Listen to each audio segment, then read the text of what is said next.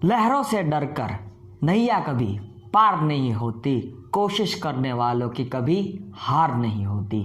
तो मित्रों, આજના આ વિડિયો લેક્ચરમાં આપણે વાત કરવી છે આંકડાશાસ્ત્ર વિશે। આંકડાશાસ્ત્ર ધોરણ 12ની ટેક્સ્ટબુક આધારિત આંકડાશાસ્ત્રને તમારી સમક્ષ રજૂ કરવાનું છે। સાથે સાથે એક્સ્ટ્રા માહિતી પણ મારા વિડિયો લેક્ચરમાં તમને જોવા અવશ્ય મળશે, એટલે વિડીયોને સંપૂર્ણ જોવાનો પ્રયત્ન કરજો। તો ચાલો ખોટો સમય બરબાદ ન કરતા શરૂઆત કરીએ આજના આપણા આ વિડીયો લેક્ચરની। મિત્રો, તમે જોઈ રહ્યા છો સૂચકાંકની વાત કર્યું છે। કોની વાત કર્યું છે? સૂચકાંક, બરાબર, જેને આપણે ઇંગ્લિશમાં ઇન્ડેક્સ નંબર આવું કહીએ છીએ। શું કહીએ છીએ? ઇન્ડેક્સ નંબર, કારણ કે આ પણ પ્રશ્નો પૂછાય, બરાબર, તમને આવડતો હોય। વાત કરીએ કોઈ પણ વસ્તુઓ સાથે, જો શું કીધું છે, કોઈ પણ વસ્તુ સાથે સંકળાયેલા ચલ રાશિના આપેલ સમયની કિંમતમાં કોઈ ચોક્કસ સમયની તેની કિંમતના સાપેક્ષમાં થતા ટકાવારી ફેરફારને સૂચકાંક કહેવામાં આવે છે। કાંઈ સમજાતું જ નથી આ વ્યાખ્યામાં, બરાબર, એવું છે ને। વ્યાખ્યાને ખાલી તમારે યાદ રાખવાની છે, બરાબર, પૂછાય તો વ્યાખ્યા સૂચકાંક છે એમ ટીક કરી નાખવાનું હોય, બાકી 12માવાળા જે વિદ્યાર્થી હોય ને એને ગોખવાની હોય, કારણ કે એને સમજવી પણ પડતી હોય, એટલે આપણે તો ખાલી વ્યાખ્યાને યાદ રાખી લેવાની છે।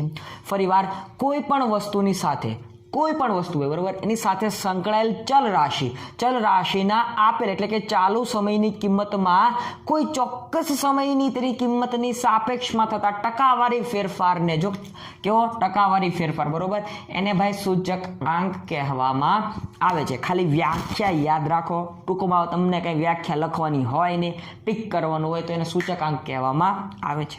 મિત્રો, એને ઇંગ્લિશમાં ઇન્ડેક્સ નંબર કહેવાય। શું કહેવાય? ઇન્ડેક્સ નંબર કહેવામાં આવે।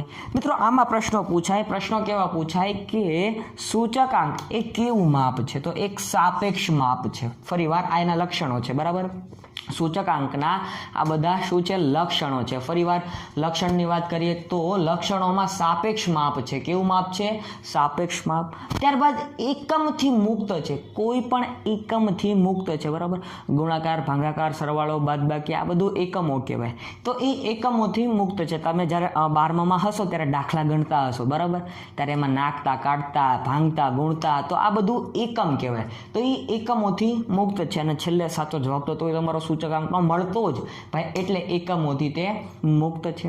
તુલનાત્મક માપ છે, જો તુલનાત્મક માપ છે, બરોબર, એકબીજા સાથે તુલના કરવી હોય તો આનો ઉપયોગ થાય, એટલા માટે કેવું માપ કીધું? તુલનાત્મક માપ કહેવામાં આવ્યું છે। તો યાદ રાખો કેવું માપ છે? તુલનાત્મક માપ છે। ત્યારબાદ એક વિશિષ્ટ સરેરાશ માપ છે। જો શું કીધું છે? એક વિશિષ્ટ સરેરાશ માપ છે। આ સરેરાશ જ છે, બરાબર, સૂચકાંક એક પ્રકારે સરેરાશ જ છે, પરંતુ કેવી છે? વિશિષ્ટ સરેરાશ માપ છે। તો યાદ રાખો।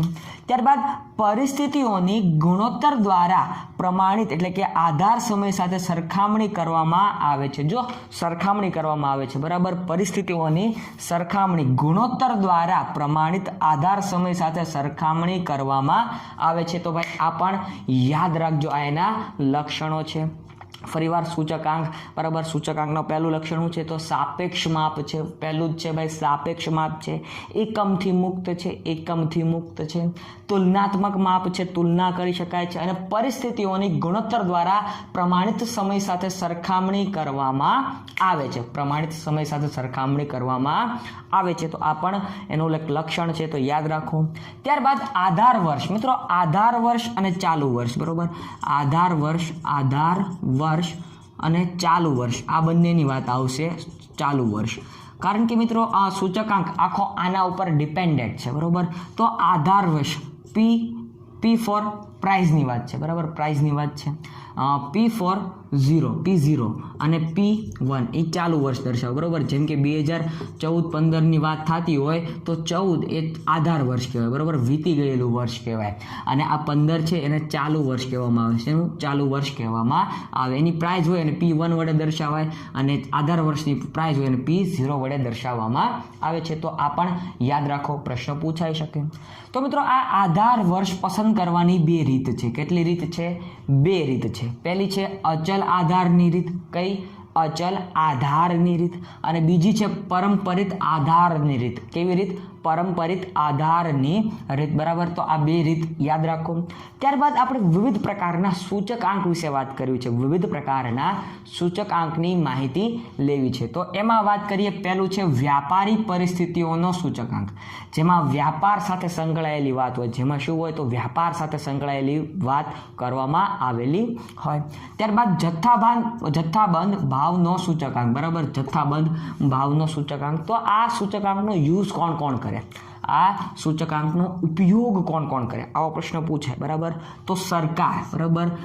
સરકાર દ્વારા કંઈ પણ માહિતી જો મૂકવી હોય ને, તો આ જથ્થાબંધ ભાવનો સૂચકાંક પહેલાં જોવામાં આવે, વિચારવામાં આવે, બરાબર. પછી એનો યુઝ કરવામાં આવે, એટલે સરકાર એનો ઉપયોગ કરે. ઉત્પાદકો, વિવિધ ઉત્પાદકો ભાઈ આ જથ્થાબંધ ભાવનો સૂચકાંકનો ઉપયોગ કરતા હોય. ભવિષ્યની કિંમતોનું અનુમાન કરવા, જો ભવિષ્યની કિંમતનું તમારે અનુમાન કરવું હોય તો જથ્થાબંધ ભાવનો સૂચકાંકનો યુઝ કરવામાં આવે છે. ભવિષ્યની યોજનાનું ઘડતર માટે, ભવિષ્યની કઈ યોજનાનું તમારે ઘડતર કરવું હોય તો એના માટે પણ ભાઈ આ જથ્થાબંધ ભાવનો સૂચકાંકનો યુઝ કરવામાં આવે છે. નીતિ વિષયક નિર્ણયો લેવા, જો નીતિ વિષયક નિર્ણયો લેવા, બરાબર. નીતિ સાથે સંકળાયેલી વાતો, નીતિ વિષયક નિર્ણયો લેવા માટે ભાઈ આ યુઝ કરવામાં આવે છે જથ્થાબંધ ભાવનો સૂચકાંક. ત્યારબાદ આરબીઆઈ ફુગાવાને નિયંત્રણમાં લે છે, બરાબર. આરબીઆઈ દ્વારા જ્યારે ફુગાવો વધી જાય ત્યારે એને નિયંત્રણ કરવો હોય તો એ શેનો યુઝ કરતી હોય? જથ્થાબંધ ભાવનો સૂચકાંકનો યુઝ કરતી હોય. એટલે ભાઈ બધા, બરાબર, ઉત્પાદકથી લઈને સરકાર સુધી આ સૂચકાંક ભાઈ કંઈક ને કંઈક રીતે જોવામાં આવે છે. અને એટલા માટે જ ઓડિટરની એક્ઝામમાં આમાંથી પ્રશ્ન કાઢવામાં આવે છે, કારણ કે તમે સરકારના માણસ બનશો ભવિષ્યમાં, એટલા માટે આમાંથી પ્રશ્ન કાઢવામાં આવે છે. તો મિત્રો યાદ રાખો કે આરબીઆઈ, બરાબર, ફુગાવાને નિયંત્રણમાં રાખવાના આ સૂચકાંકનો ઉપયોગ કરે છે, બરાબર. તો આ સૂચકાંકના ઉપયોગ, અને હજી પણ આપણે સૂચકાંક વિશે માહિતી લેવી જ છે. એ પહેલાં ફટાફટ 2 મિનિટમાં રિવિઝન મારી લઈએ. તો કોઈ પણ વસ્તુ સાથે સંકળાયેલ ચલ રાશિની આપેલ સમયની કિંમતમાં કોઈ ચોક્કસ સમયની તેની કિંમતની સાપેક્ષમાં થતા ટકાવારી ફેરફારને સૂચકાંક કહેવામાં આવે છે. ઇંગ્લિશમાં એને ઇન્ડેક્સ નંબર કહેવામાં આવે છે, બરાબર. પછી બાયના લક્ષણો સાપેક્ષ માપ છે, પછી શું કીધું છે કે એકમથી મુક્ત છે, સાથે સાથે શું કીધું? તુલનાત્મક છે, એક વિશિષ્ટ પ્રકારની સરેરાશ બતાવે છે. ત્યારબાદ પરિસ્થિતિઓની ગુણોત્તર દ્વારા પ્રમાણિત સમય સાથે સરખામણી કરવામાં આવે છે. આધાર વર્ષ, બરાબર. આધાર વર્ષ તો અહીંયા વાત કરીએ મુજબ 2014-15 હોય તો 14ને આધાર વર્ષ કહેવામાં આવે અને 15ને ચાલુ વર્ષ કહેવામાં આવે. વીતી ગયેલું વર્ષ એ પણ આધાર વર્ષ જ કહેવાય, એને P0 વડે દર્શાવવામાં આવે છે. ચાલુ વર્ષ તો એને ભાઈ P1 વડે દર્શાવવામાં આવે છે. અને હવે આપણે વાત કરીએ બીજા સૂચકાંક વિષયની. આગળ વધીએ મિત્રો, વાત કરવી છે આપણે જીવન નિર્વાહ ખર્ચનો સૂચકાંક. જીવન નિર્વાહ ખર્ચનો સૂચકાંક કોને કહેવામાં આવે? પહેલાં તો એની વ્યાખ્યા પૂછાય તો વ્યાખ્યા તમને પ્રશ્નમાં આપેલો હોય, તમારે જવાબમાં ટીક કરવાનો હોય જીવન નિર્વાહ ખર્ચનો સૂચકાંક. તો વાત કરીએ મિત્રો સમાજના કોઈ એક વર્ગના લોકોના કોઈ એક સમયે જીવન નિર્વાહ ખર્ચમાં આધાર વર્ષ એટલે કે સમયની સરખામણીમાં ચાલુ વર્ષમાં થતા સાપેક્ષ ટકાવારી ફેરફાર દર્શાવતા આંકને જીવન નિર્વાહ ખર્ચનો સૂચક આંક કહેવામાં આવે છે. આમાં શેની વાત હોય? તો જીવન નિર્વાહ ખર્ચ, બરાબર. જીવનને ટકાવી રાખવા માટે જે પણ ખર્ચ થાય ને એને જીવન નિર્વાહ ખર્ચ કહેવાય. અને એનો આપણે સૂચકાંક ઇન્ડેક્સ નંબર કાઢવાનો હોય ભાઈ, તો આ એની વાત છે. બે પ્રકારે, બે રીતે ભાઈ જીવન નિર્વાહ ખર્ચનો સૂચકાંક મેળવી શકાતો હોય છે. પહેલી રીત છે કુલ ખર્ચ રીત, બરાબર. કુલ ખર્ચની રીત. ત્યારબાદ કૌટુંબિક અંદાજપત્રની રીત, એટલે અથવા તમને આવું પણ કે કૌટુંબિક બજેટની રીત, બરાબર. કૌટુંબિક અંદાજપત્ર એટલે બજેટ, તમે જાણો છો, બરાબર. તો કૌટુંબિક અંદાજપત્રની રીત, આ બે રીતે ભાઈ જીવન નિર્વાહ ખર્ચનો સૂચકાંક મેળવી શકાતો હોય છે. અને આ મિત્રો એક પ્રકારે તમને વાત કરી દઉં તો અહીંયા આપણે આ જે સૂત્ર જોવાના છીએ એ જ છે, બરાબર. એ જ છે, છતાં થોડોક ડિફરન્સ જોવા મળે, બાકી સેમ છે. મિત્રો આ જીવન નિર્વાહ ખર્ચનો સૂચકાંક શું કામ શોધવામાં આવે, બરાબર. તો નાણાંની ખરીદ શક્તિ નક્કી કરવા માટે. નાણાંની ખરીદ શક્તિ કેવી રહેશે, વ્યક્તિની નાણાંની ખરીદ શક્તિ કેવી રહેશે એ નક્કી કરવા માટે માટે, કર્મચારીનો પગાર, બરાબર, મોંઘવારી ભથ્થા, બોનસ, વસ્તી વિષયક વેતનની ગણતરી કરવા અને સરકાર કર નીતિ, બરાબર, કર નીતિના ઘડતર માટે ભાઈ જીવનનો જે નિર્વાહ ખર્ચનો સૂચકાંક છે એને ધ્યાનમાં લે છે. અને મિત્રો આ પ્રશ્ન પૂછાઈ ગયો, બરાબર, આ પ્રશ્ન ઓડિટરની એક્ઝામમાં પૂછાઈ ગયેલો છે કે સરકાર કર નીતિના ઘડતર માટે નીચેનામાંથી કયા સૂચકાંકને ધ્યાનમાં લે છે? તો જીવન નિર્વાહ ખર્ચનો સૂચકાંકને ધ્યાનમાં લે છે ભાઈ, યાદ રાખો આ બાબતને. ત્યારબાદ અહીંયા આવી જાઓ ભાઈ, માનવ વિકાસ આંકનો સૂચકાંક. તો આ એક સૂચકાંક છે જેમાં માનવ વિકાસ આંકની વાત થશે, અને માનવ વિકાસ વિશેનો વિડીયો ન જોયો હોય તો અહીંયા આઈ બટનમાં તમને જોવા મળશે. રાષ્ટ્રીય આવકનો સૂચકાંક, આ રાષ્ટ્રીય આવકનો સૂચકાંક હોય. ઔદ્યોગિક ઉત્પાદનનો સૂચકાંક, કૃષિ પેદાશનો સૂચકાંક, આયાત નિકાસનો સૂચકાંક, ધંધો રોજગારને એનો લગતો સૂચકાંક, અને કાચા માલનો સૂચકાંક. તો આ સૂચકાંક છે, વિવિધ પ્રકારના સૂચકાંક છે ભાઈ. એમાંથી જીવન નિર્વાહ ખર્ચનો સૂચકાંક, અને આની પહેલા આપણે જે જોયો આ બેમાંથી પ્રશ્નો હોય છે એક્ઝામમાં, એટલે એ બેને મેં તમારી સમક્ષ રજૂ કર્યા છે. ફરીવાર, સમાજના કોઈ એક વર્ગના લોકોના કોઈ એક સમયે જીવન નિર્વાહ ખર્ચમાં આધાર વર્ષ સમયની સરખામણીમાં ચાલુ વર્ષમાં થતા સાપેક્ષ ટકાવારી ફેરફારને દર્શાવતા આંકને જીવન નિર્વાહ ખર્ચનો સૂચકાંક કહેવામાં આવે છે.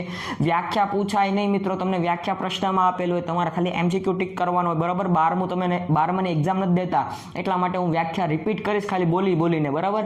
બાકીને સમજવાની તમારે અત્યારે જરૂર નથી. હા, તમે સમજી જ ગયેલા હશો, 12મામાં સમજી જ ગયેલા હશો, છતાં આ તમારી સમક્ષ ફરીવાર હું રિપીટ મારું છું ભાઈ. બે રીતે શોધવામાં આવે, કુલ ખર્ચની રીત અને કૌટુંબિક અંદાજપત્રની રીત. આ શું કામ આવે શોધવામાં? તો નાણાંની ખરીદ શક્તિ નક્કી કરવા માટે, કર્મચારીનો પગાર નક્કી કરવા માટે, મોંઘવારી ભથ્થું નક્કી કરવા માટે, બોનસ નક્કી કરવા માટે, વાસ્તવિક વેતનની ગણતરી કરવા માટે, અને સરકાર કર નીતિના ઘડતર માટે ભાઈ જીવનનો નિર્વાહનો ખર્ચ થાય એ ખર્ચનો સૂચકાંક શોધવામાં આવે છે. હવે મિત્રો વાત કરીએ ભારિત સરેરાશ શોધવાનું સૂત્ર. તો આઈ ઇન્ડેક્સ નંબર સિગ્મા IW ના છેદમાં સિગ્મા W, બરોબર. આ ભારિત સરેરાશ શોધવા માટેનું સૂત્ર છે. લાસ્ટ યરનું સૂત્ર IL, તો sigma P1 Q0 sigma P0 Q0 into 100, બરાબર. અહીંયા મિત્રો યાદ ન રહે તો તમારે 1000 યાદ રખાય, બરાબર. 1000 યાદ રખાય. પાસેનું સૂત્ર તો IP બરાબર તમે જોઈ રહ્યા છો 1101, બરાબર. 1101 આવી રીતે યાદ રખાય મિત્રો, કારણ કે ભૂલાવા ન જોઈએ, આ સૂત્ર ભૂલાવા ન જોઈએ, કારણ કે આ એક્ઝામમાં પૂછાય છે. ફિશરનું અથવા ફિશેનું સૂત્ર આવું પણ હોઈ શકે, બરાબર, કારણ કે એનું ઉચ્ચારણ અલગ રીતે થતું હોય એટલા માટે. ફ્રેન્ચ અને ઇંગ્લિશ આ બંનેમાં આવું બધું થતું હોય એટલા માટે. ફિશરનું સૂત્ર અથવા ફિશેનું સૂત્ર તો શું બને ભાઈ? સિમ્પલ IL into IP, બરાબર. IL into IP આ જે છે એ બંનેનું રૂટ, બરાબર, રૂટ કરીને ગુણાકાર કરવામાં આવે ભાઈ, એ ફિશરનું સૂત્ર બને છે. મિત્રો આ સૂત્ર જે પક્ષપાતથી મુક્ત છે, બરાબર. આ સૂચકાંક જે મેળવવામાં આવે છે આને IF કહેવાય, બરાબર. આ જે IF મેળવવામાં આવે છે એ મિત્રો પક્ષપાતથી મુક્ત હોય છે. શ્રેષ્ઠ સરેરાશ ગણવામાં આવે છે. પ્રશ્નાઓ પૂછાય કે નીચેનામાંથી કઈ શ્રેષ્ઠ સરેરાશ છે, અને તમને કીધું હોય કે IL, IP, IF ને એક પણ નહીં, તો તમારો જવાબ આવે IF, બરાબર. IF આવો પ્રશ્ન પૂછાઈ ગયેલો છે, એટલા માટે હું રિપીટ કરું છું ભાઈ. તો મિત્રો આવા ને આવા ધોરણ 12 થી લઈને તમામ ઓડિટરને લગતા પ્રશ્નોના વિડીયો જોવા માટે અમારી ચેનલને સબસ્ક્રાઇબ કરીને રાખજો. બાકી ફરી મળીશ. જય હિન્દ, જય ભારત, વંદે માતરમ.